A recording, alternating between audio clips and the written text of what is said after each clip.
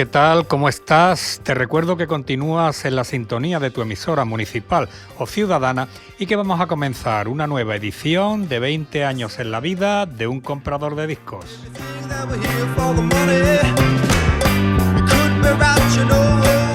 Como ya sabes, 20 años en la vida de un comprador de discos es un programa musical de la onda local de Andalucía que vamos a realizar para ti, Nuria González en la parte técnica y Manolo Álvarez, encantado como siempre, aquí al micrófono.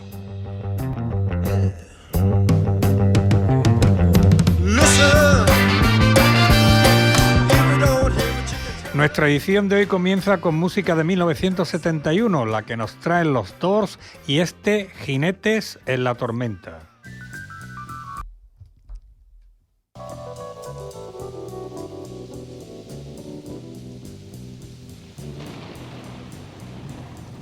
Riders on the storm, riders on the storm. Into this house we're born, into this world we're thrown, like a dog without a bone, an actor out alone. Riders on the storm, there's a killer on the road, his brain is squirming like a toad. Take a long holiday, let your children play. If you give this man a ride, sweet family will die. Killer on the road, yeah.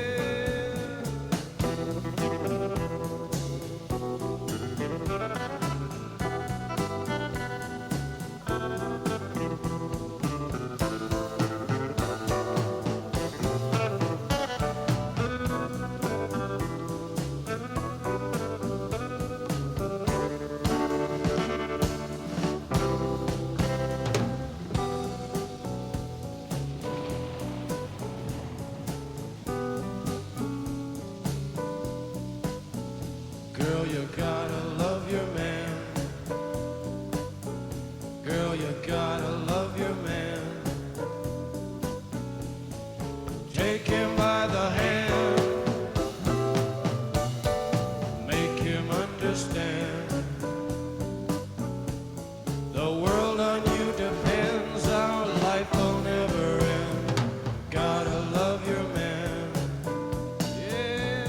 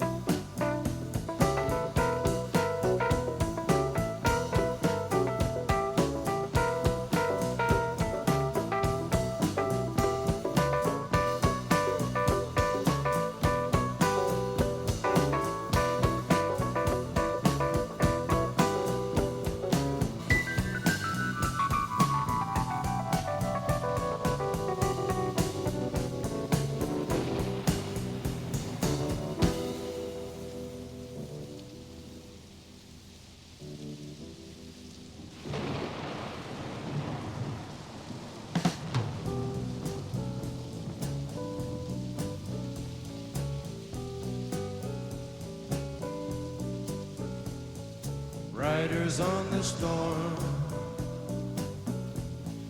riders on the storm. Into this house we're born, into this world we're thrown, like a dog without a bone, an actor out on loan. Riders on the storm. Riders on the storm, riders on the storm.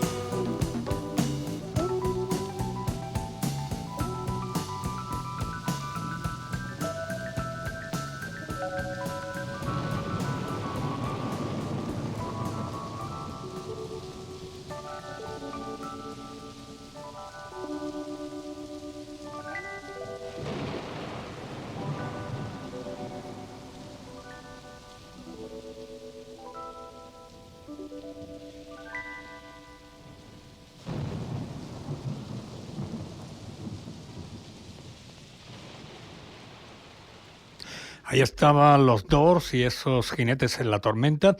Hemos escuchado la versión editada, la que apareció como sencillo y que recortaba en más de 2 minutos la duración del tema que aparecía en el LP. Bueno, Jinetes en la tormenta es también el título de un libro que Diego Manrique publicó en el año 2013, un recopilatorio de parte de su obra, y han tenido que pasar 12 años, llegar a 2025, para poder ver en el mercado un nuevo libro de Diego Manrique, uno titulado El mejor oficio del mundo. Y para hablar de ese libro y de otras cosas, creo que lo tenemos al otro lado del hilo telefónico, que se decía antiguamente. Diego, ¿qué tal? ¿Cómo estás? Aquí me tienes, sí. Pues nada, hombre, muchísimas gracias, un honor. No hablo contigo precisamente desde la publicación de Jinetes en la Tormenta y la pregunta es, ¿12 años no son muchos, Diego, para sacar un nuevo libro?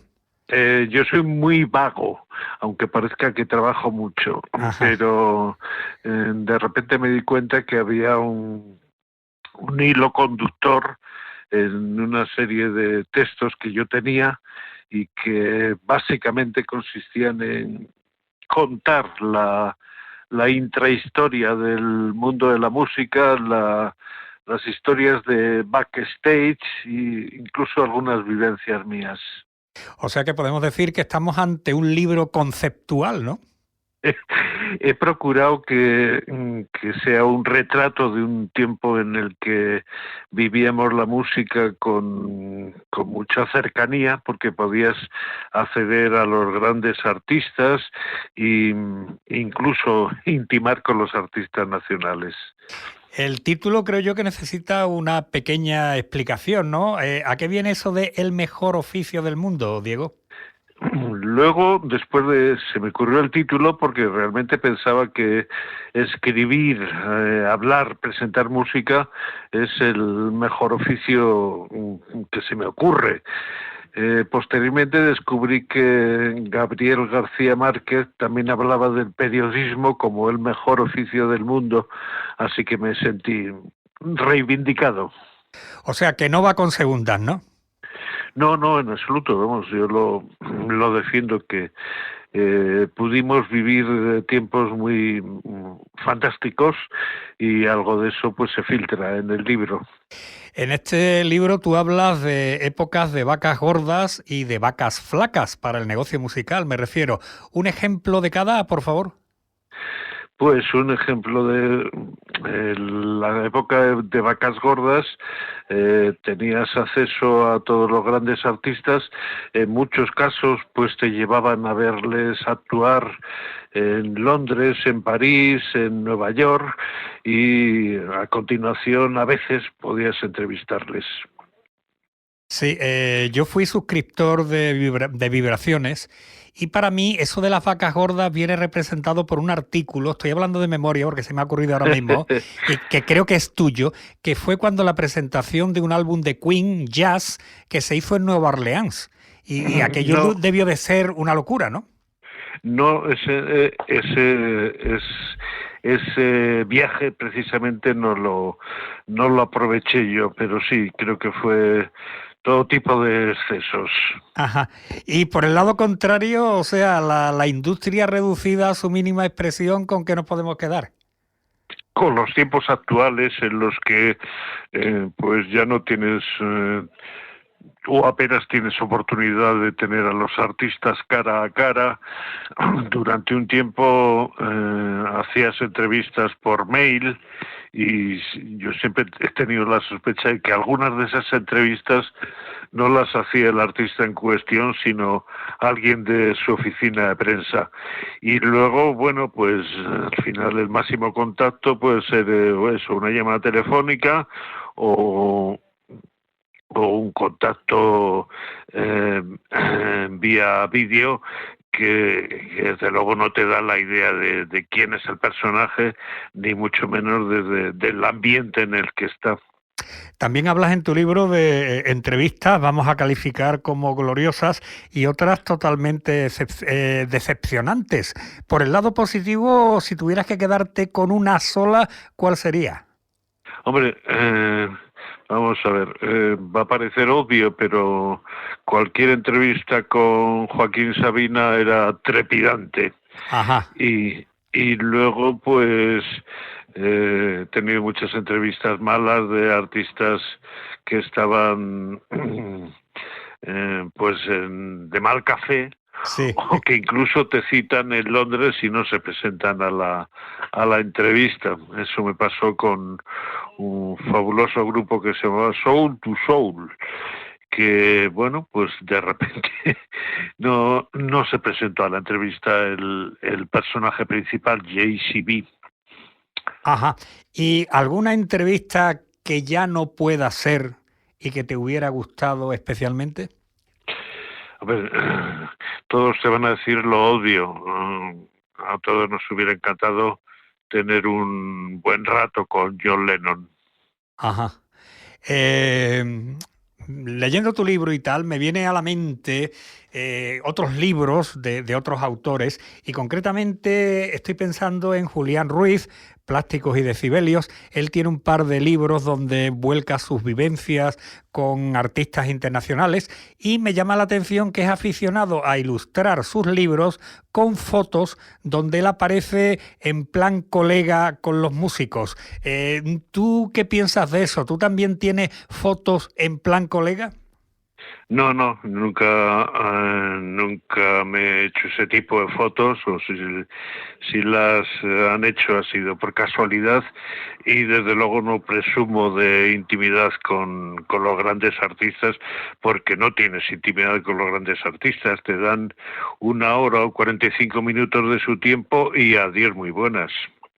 Pero no has cogido a ninguno en un momento de bajada, con ganas de hacer confidencias, con ganas de disfrutar de un amigo que eres precisamente tú en ese momento. Bueno, tienes que asumir que no eres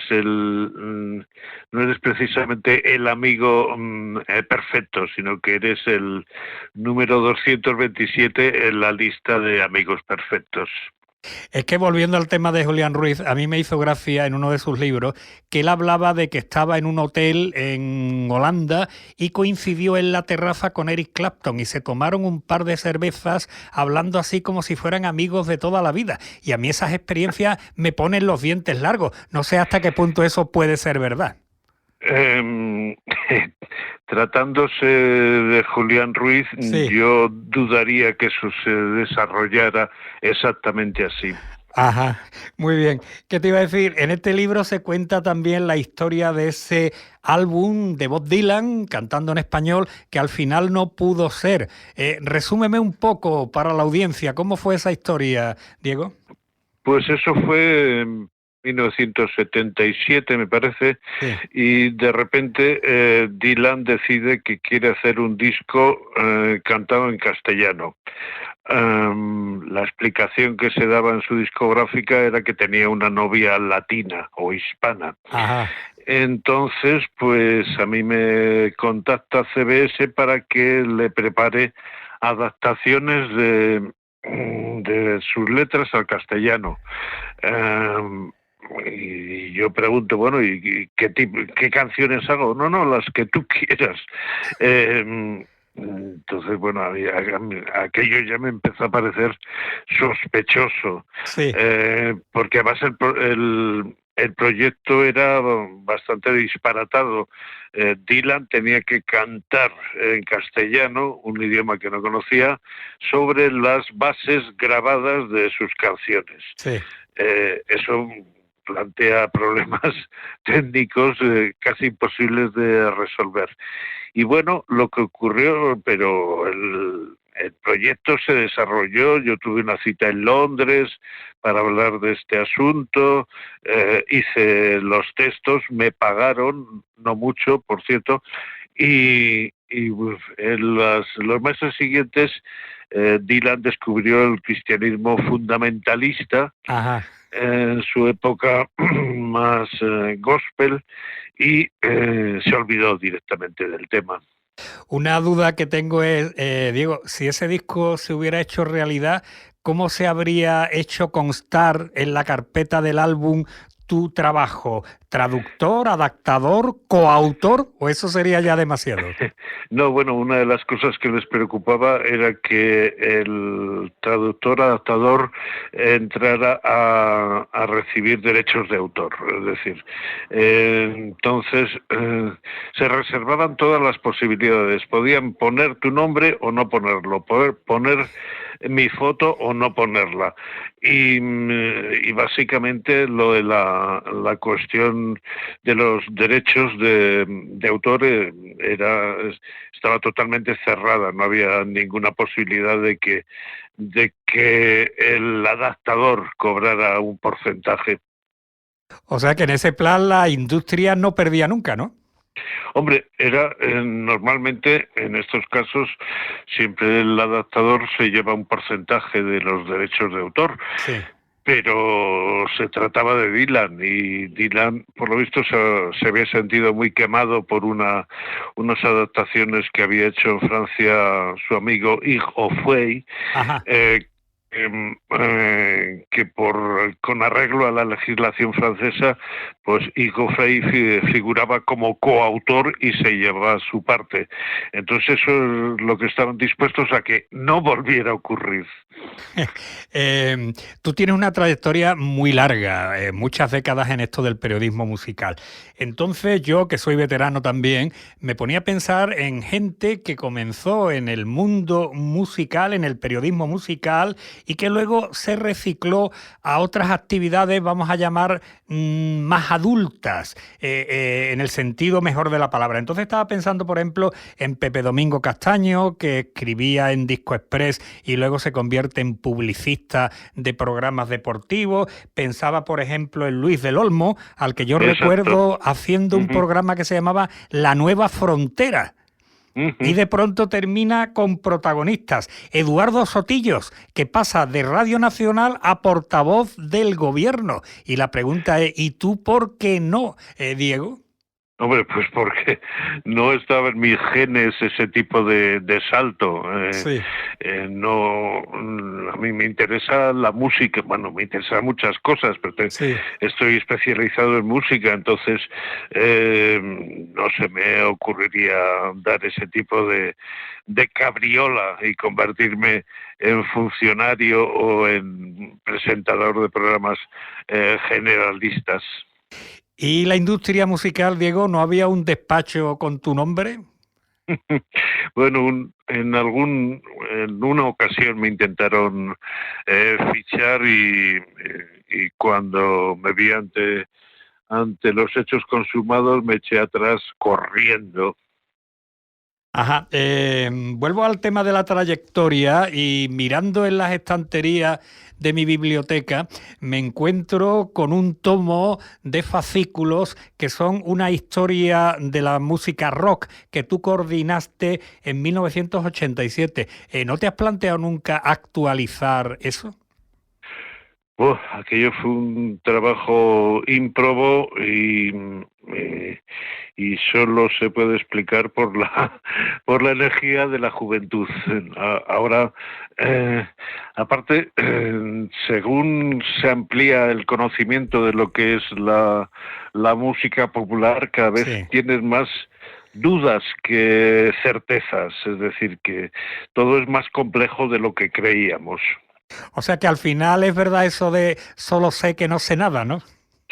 Pues en cierta forma, o por lo menos sé que no debería dar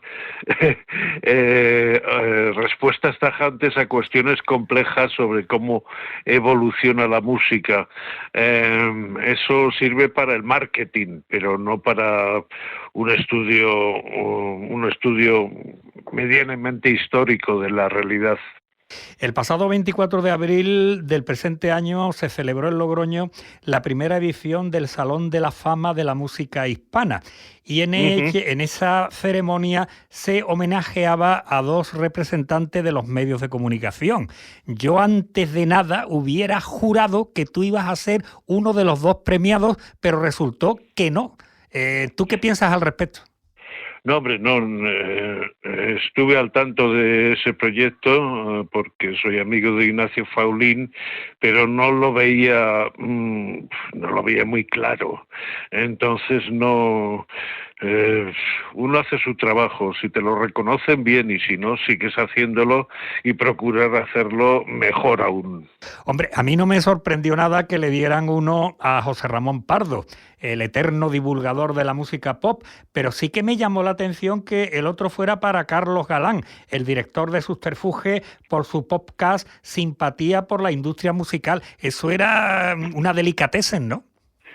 Sí, bueno, supongo que es una forma de congraciarse con la industria, y el programa de Carlos Galán está muy bien.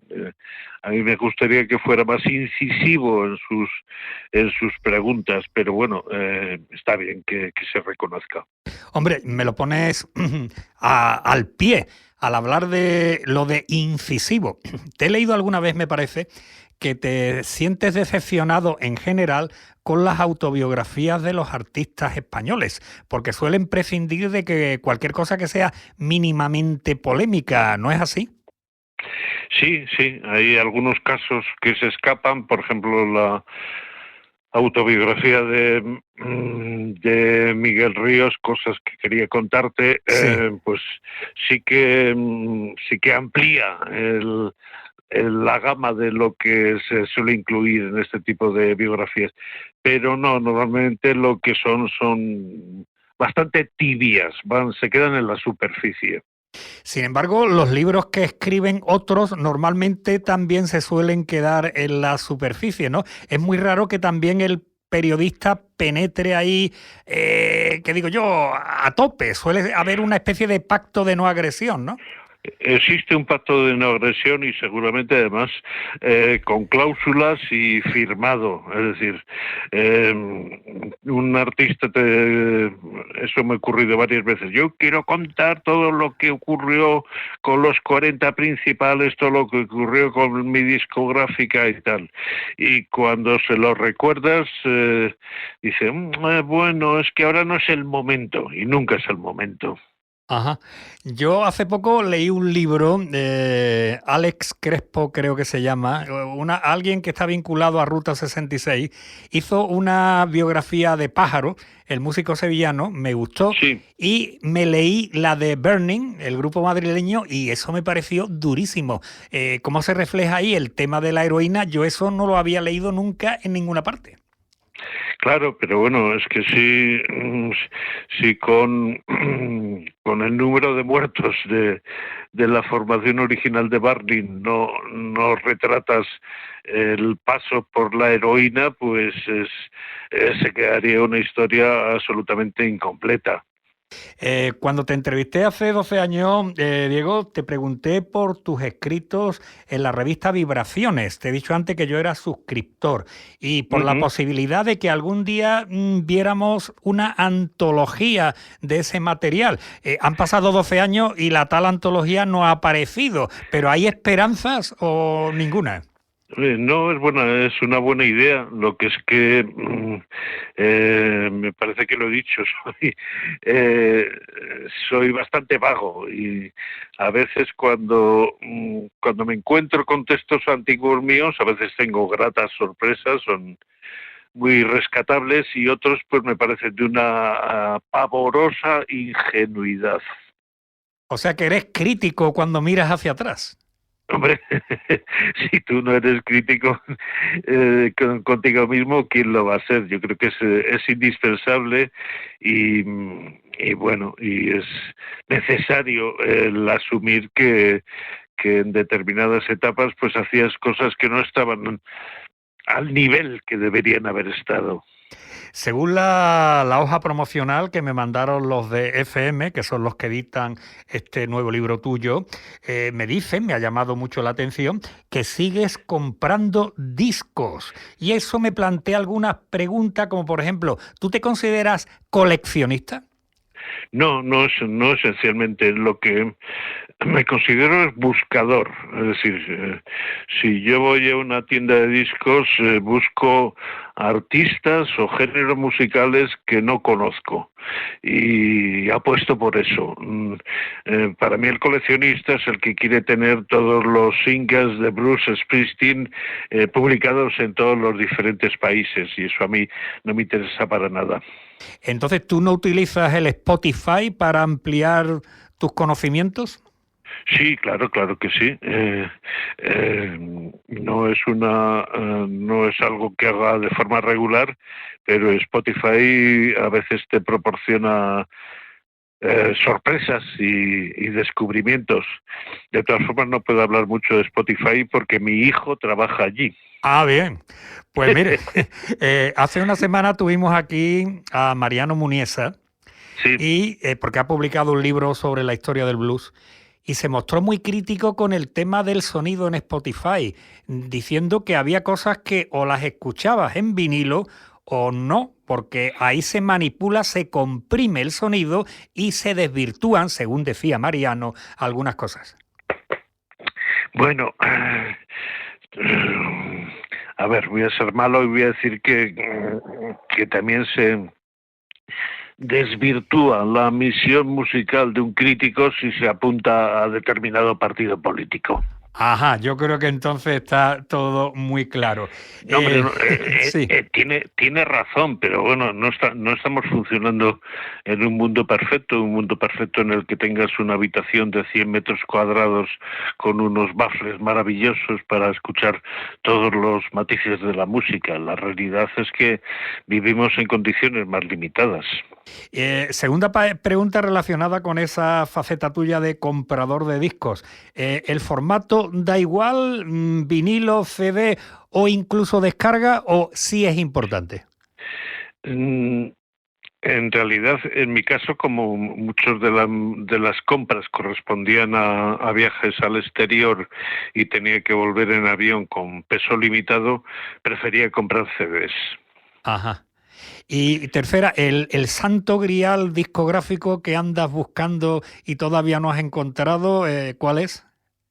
La verdad es que cuando a veces he buscado cosas raritas y las he conseguido, luego he descubierto que no valía la pena ese sufrimiento. Estoy pensando, hay un grupo de San Francisco que a mí me encantó y que me encanta, que se llama Quicksilver Messenger Service. Hombre, con unas portadas maravillosas. Exacto, pues antes de Quicksilver, John Cipollina, el guitarrista, Sí. había tocado en grupos de San Francisco que habían sacado singles y me costó conseguir esos singles, pero luego entendí por qué habían pasado desapercibidos. Ajá. Y tú que has explorado, vamos a decir, el continente y has visto muchísimas tiendas de discos, ¿dónde está el paraíso discográfico? Sin duda en Ámsterdam. No, primero porque los holandeses son muy musiqueros, y segundo porque debido a que tienen una población muy internacional, allí encontrabas todo tipo de música de todo tipo de países. Yo allí hice descubrimientos asombrosos, incluso pues de música de rock español que era difícil de encontrar allí y que allí aparecía en tiendas de segunda mano, ¿no? Ajá. ¿Pero alguna tienda en especial, un nombre para alguien que viaje a los Países Bajos? La verdad es que yo siempre hacía lo mismo, era primera hora de la mañana, 8 de la mañana, 9 de la mañana, y empezaba a pasear, tenía evidentemente la lista de las direcciones de las tiendas que había arrancado de la guía telefónica, pero era dejarte llevar. En realidad Ámsterdam, el cogollito es bastante pequeño y a veces tuve suerte. Recuerdo una mañana que allí hacen una competición que Sí. se hace cada X años, cuando los canales están helados, entonces hacen carreras de patines Sí. entonces todo todo el país estaba pendiente de esa carrera. Entonces era maravilloso porque ibas a todas las tiendas y los dependientes estaban mirando el televisor y apenas había clientes, con lo cual pues era delicioso poder husmear sin prisas y sin miedo de que alguien encuentre lo que tú estás buscando. Ajá. La semana pasada vi en Sevilla a los Pet Shop Boys. Entonces, recordando la vinculación del cantante con los medios y tal, me viene la eterna pregunta a la cabeza. ¿Los críticos son músicos frustrados, Diego, o eso es camelo? Eso supongo que habrá algún caso, pero vamos, a mí me parece que la profesión de músico es suficientemente seria para que no la podamos plantear como una dedicación amateur. Vamos,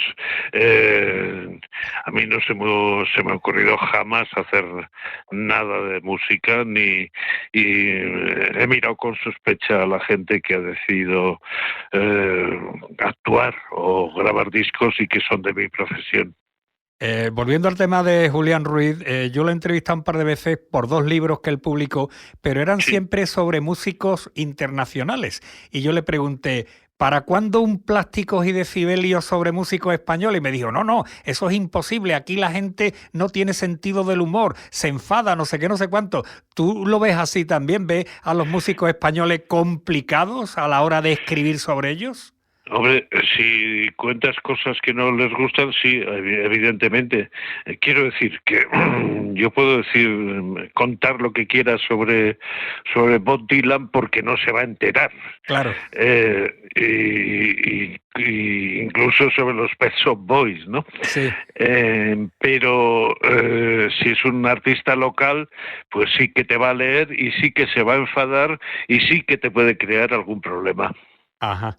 Bueno, la última pregunta ya, Diego. ¿Habrá que esperar otros 12 años para tener un nuevo libro tuyo o el próximo será en un espacio más breve de tiempo? Pues tienes razón, habría que acelerarlo y no dejar que pasaran tantos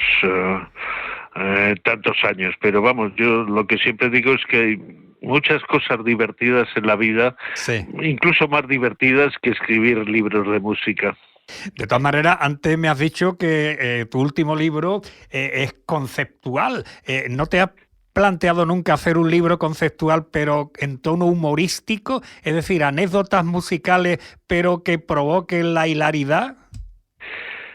Hombre, tampoco las hay, Sí. pero en muchos casos son pelín zafias, o sea, no se podía, o quedaría feo si las reflejas, porque todos tenemos momentos en los que hacemos el ridículo o metemos la pata, Sí. y el juntar todo eso, pues sí, podría ser tarea de algún historiador, pero desde luego no te ganaría muchos amigos, y en este mundo somos pocos y conviene llevarse más o menos bien. Yo he visto siempre tu trayectoria muy coherente. Yo te llevo siguiendo desde hace muchísimos años. Creo que lo primero que leí tuyo fue una hoja promocional en el Abrasas de Santana. Exactamente, sí, eso era a principios de los años 70. Exactamente. Así que, Entonces, sí. imagina. Bueno, pues yo conservo el disco y está dentro de la hoja promocional y entonces en esa trayectoria tan larga y repito, muy coherente según mi punto de vista, solamente he visto un toque chirriante y es el apoyo tan fuerte que le diste al tema de la movida madrileña. Yo no acababa de entender qué le veías tú a eso de excepcional. Bueno, yo podría arguir Sí. la situación personal. Yo llego a Madrid, a instalarme, a vivir a Madrid en 1979, cuando esos grupos están saliendo a la superficie. Entonces fue como un baño de juventud, en el sentido de que era gente con un entusiasmo notable y con unas ganas de hacer cosas, aunque en el principio no supieran darlas forma. Entonces, pues fue automático apuntarse a aquello porque eran...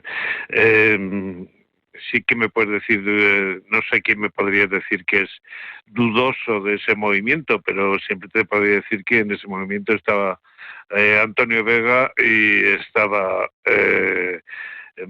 Santiago Auserón, y a partir de ahí todo lo demás ya está justificado.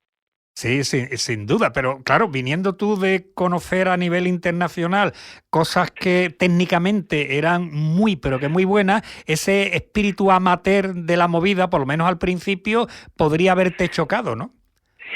No, pero veías que había una voluntad de comunicación y una voluntad de encontrar un mensaje, sobre todo además porque los años 70 para el rock en España Sí. fueron bastante cabrones, es decir, que Sí. hubo evidentemente grandes historias como las de Triana, pero lo que es puramente rock no estaba muy cuidado en las letras, y de repente encontrar gente que tenía cultura musical Sí. y que al mismo tiempo estaba buscando una expresión personal, para mí fue emocionante. Entonces, bueno, pues sí, al principio pues pudieron dar pasos en falso, y de hecho los dieron, pero yo ahí les di el voto de confianza.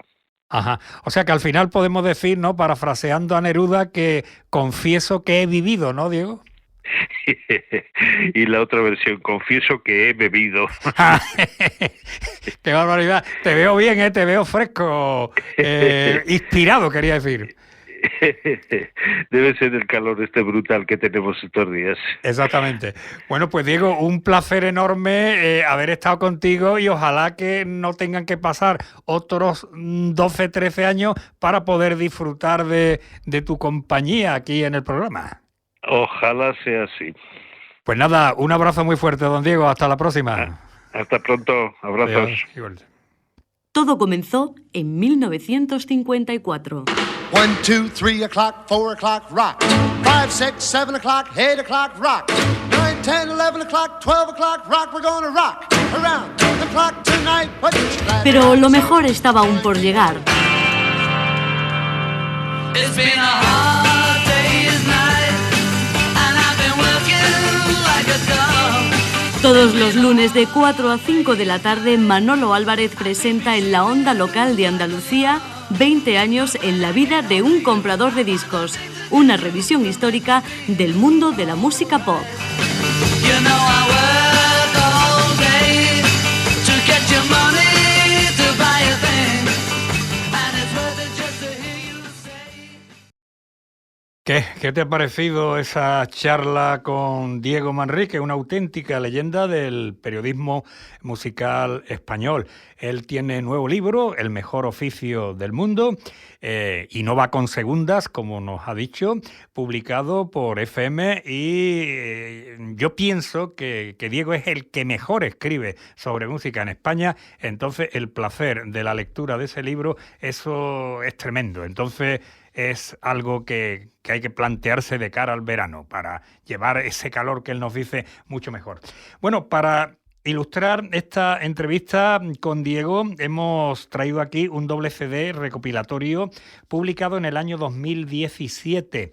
Se trataba de conmemorar el 50 aniversario del primer álbum de los Doors, y en esta ocasión se trata de un doble CD recopilatorio con el título de The Singles. Este disco ofrece la posibilidad de escuchar las versiones editadas, recortadas, que se lanzaron de los grandes éxitos de los Doors. Hemos comenzado con Jinetes en la Tormenta, que en esta versión editada pues tiene 2 minutos y pico menos de duración, y vamos a continuar ahora con otra versión editada, que es el primer número 1 que los Doors consiguieron en su carrera.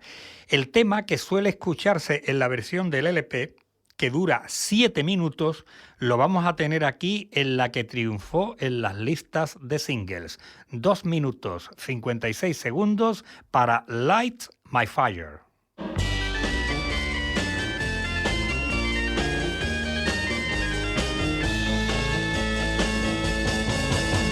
You know that it would be untrue. You know that I would be a liar if I was to say to you, girl, we couldn't get much higher. Come on, baby, light my fire. Come on, baby, light my fire. Try to set the night on fire. The time to hesitate is through. No time to wallow in the mire. China, we can only lose, and our love become a funeral pyre. Come on, baby, light my fire. Come on, baby, light my fire. Try to set the night on fire.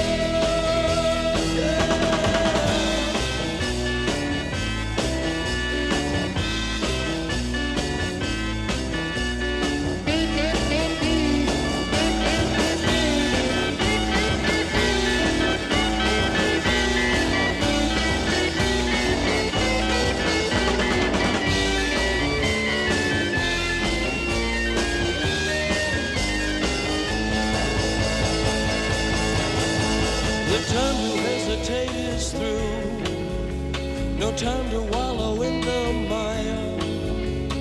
Try now, we can only lose, and our love become a funeral pyre. Come on, baby, light my fire. Come on, baby, light my fire. Try to set the night on fire.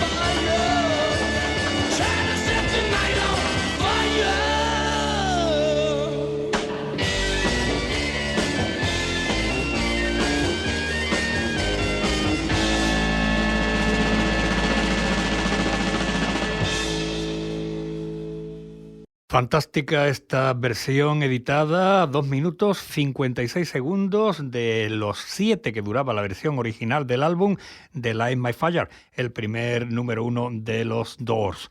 Bueno, este doble CD que recoge los 20 singles americanos del grupo estadounidense, más otros añadidos interesantes, destaca por la presencia de 3 temas que se lanzaron como caras B y que nunca aparecieron en formato de disco grande, de LP.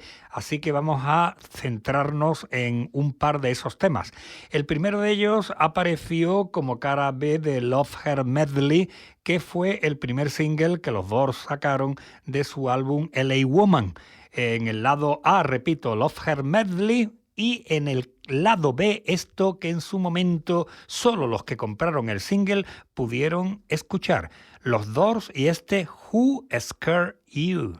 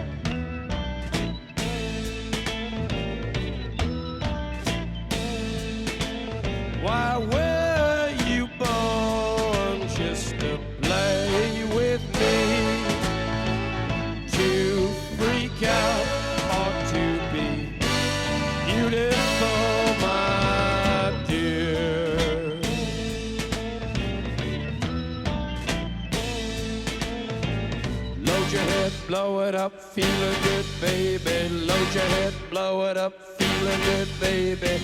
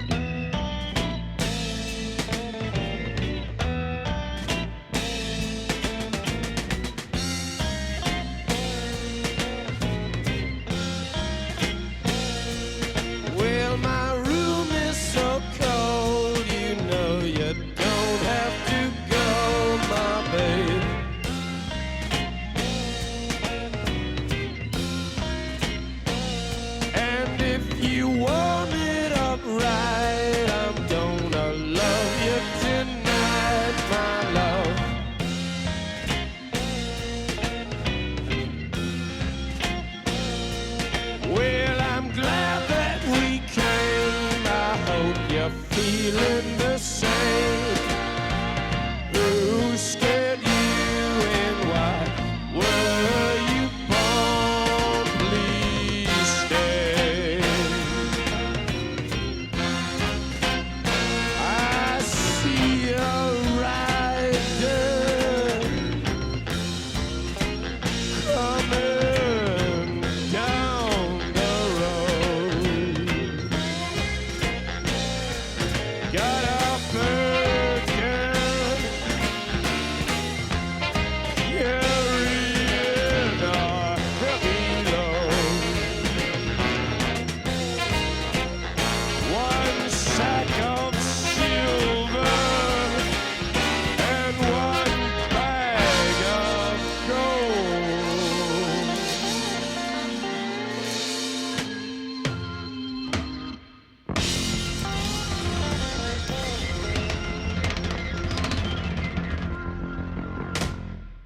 Onda Local de Andalucía. Más de 100 emisoras públicas, alternativas y participativas dan forma a un mapa de comunicación diferente en el que tú también puedes aportar. Tu opinión, tus inquietudes, tus noticias, tu ocio. Todo tiene un lugar en la Onda Local de Andalucía. www.martv.com. Participa. ¿Qué te ha parecido ese Who Scared You? Una canción de los Doors que solo apareció como cara B y que no figuró en ningún LP, con lo cual había que tener este doble recopilatorio para poder contar con la canción. Por cierto, me he equivocado y me he dado cuenta al escuchar el tema. Ahí hay unos arreglos de metal que mi mente decía, ¿dónde vas, chaval? Eso no puede ser del LA Woman en la vida, porque ahí no se utilizaron metales. Y mirando la carátula del disco, acabo de darme cuenta de que Who Scared You fue la cara B de Wishful Sinful, uno de los sencillos que se extrajo del álbum The Soft Parade. Bueno, con esa canción hemos casi llegado al final de una nueva edición de 20 años en la vida de un comprador de discos, un programa musical de la Onda Local de Andalucía que hemos realizado para ti, Nuria González en la parte técnica y Manolo Álvarez, encantado como siempre aquí al micrófono. Esperamos que te haya gustado, que hayas disfrutado con esa charla que hemos tenido con Diego Manrique, que presentaba libro nuevo, ese El mejor oficio del mundo, y como despedida vamos a quedarnos con otra cara B de los Doors, otra canción que nunca apareció en álbum y que esta sí que de verdad, ahora sí acierto, es la cara B de Love Her Medley. Esto es un tema de Willie Dixon y el título en inglés con el que te decimos adiós hasta la semana que viene es You Need Meat, Don't Go No Farther.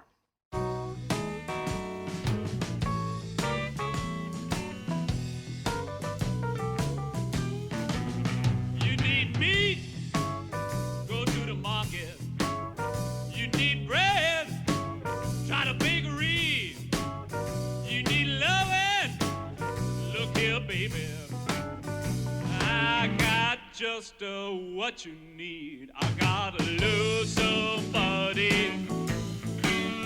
I gotta love somebody. I gotta love somebody. Somebody gonna love me.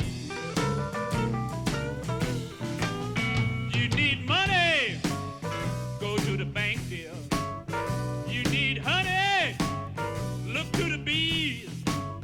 You need loving? Come on here, woman.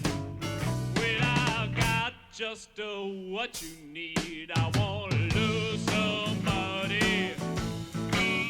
I gotta love somebody.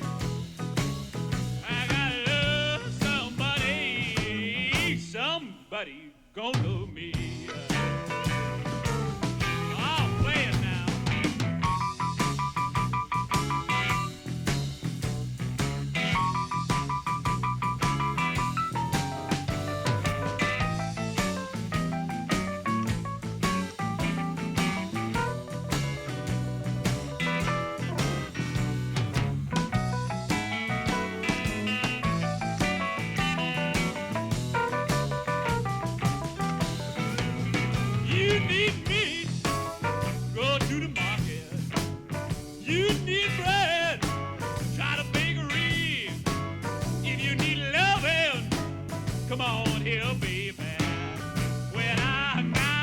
just what you need. I wanna love somebody. Love somebody. I gotta love somebody. Somebody gotta love me. Play your guitar.